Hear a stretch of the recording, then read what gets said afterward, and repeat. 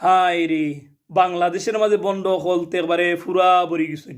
কত ধরনের বন্ডখোল দেখলাম, থালা বাবা দেখলাম, এর বাদে খেতা বাবা, ফাড়া বাবা, বালিশ বাবা, বর্তমানে যখন ইগুই গেছে মোবাইল বাবা। আচ্ছা, আপনার বউ কোন জায়গায় আছে এখন কন্ত?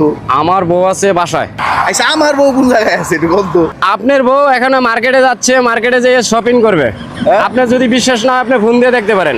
এ মোবাইল কতটা লইয়া ফুরা এবারে ওয়াইফাই তার বুকের মাঝে আছে, বুঝছেন নি কি একটা অবস্থা। এগুলো কিন্তু গিয়া যখন অনেকজনে বড় ধরনের কুচ্ছু মনে করে, কারণ আমরা বাংলাদেশের মাঝে আবেগী মানুষ বলতে তো অভাব নাই। আবেগ দেখাইতে দেখাইতে দেখা যায় যে অনেকজন ল্যামটারেও বাবা বানাইলায়, কয় কিতা এগুলোর মাঝে মাল আছে।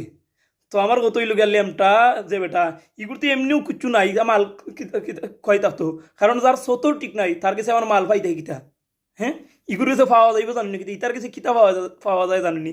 ইতার কাছে পাওয়া যাইব যদিন বালা করি শরীরের মাঝে খাইয়ে নেক্সটা দিন খালি ময়লা আর ময়লা বাড়াইব, কারণ দিন যায় মাস যায় তা গুসল পর্যন্ত করেন না। তারার মতো কিছু ফাউল হলতের কারণে কিন্তু হক্কানি অলি যারা আছে তারার সামনে অনেকে বেয়াদবি করে, কারণ এই সমস্ত ফাউল হলতেরে নিজেরে ফির দাবি করে, নিজেরে বড় মুর্শিদ দাবি করে, নিজেরে বড় অলি দাবি করে।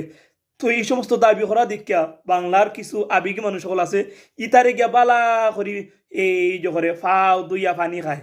তারার উপরে ভিত্তি কইরা দেখা যায় যে অনেকেই হক্কানি ওলি আল্লাহ যারা আছেন তারার সানে বেয়াদবি করেন। মূলত দায়ী হয়েছে এই সমস্ত ফাউল হল। দেখুন তার এক অবস্থা, না লাগে তারে মানুষ, না লাগে তারে গরু। তো এই ভিডিওর মাধ্যমে আমার সমস্ত মুসলমান ভাই আর বোন হলতে উদ্দেশ্য করে হইমু যে আমরা আবেগটার একটু কন্ট্রোল রাখার চেষ্টা করবো। যারে দেখলাম তারে অনেক বড় কুচ্ছু বানাইতাম না। এই যে মোবাইল বাবা, এর বাদে বিড়ি বাবা, ফান্ডা বাবা, সান্ডা বাবা, ইটা থেকে আমরা 100 হাত দূরে থাকতাম, কারণ ইটার দ্বারা গেলে ইমান নষ্ট হইব।